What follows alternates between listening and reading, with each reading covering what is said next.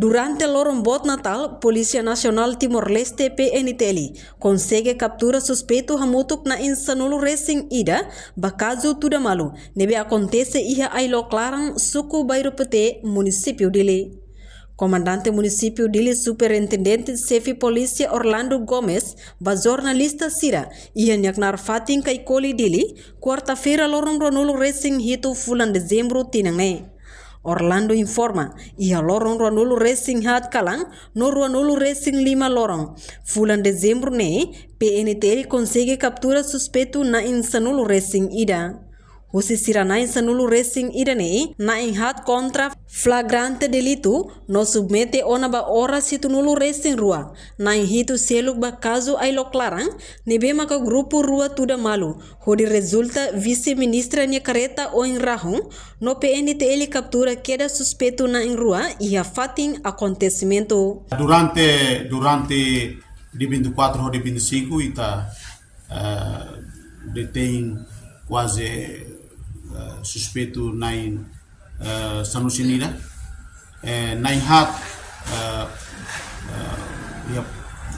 flagrante delito ita submete vai a 102 horas ita detém 102 horas ida apresenta ona e tolo se é processo e na hitu ne caso mesmo acontece aí locaram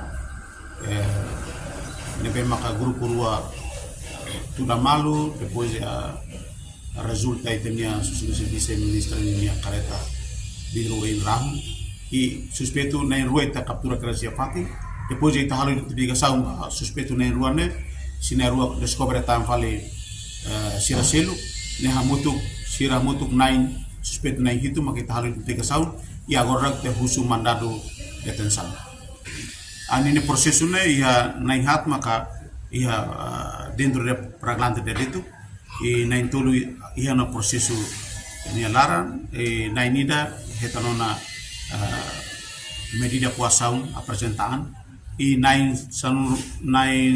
hitu ia processo de identificação depois ita se husu mandado detenção. Okay. Reportagem Melania Conceição, Televisão Timor-Post. Janela informação ba emahoto. Atu hatena informação atual diagliu kita halua. Haneha botão subscribe, like, halo comentário no faixa do media social hoto.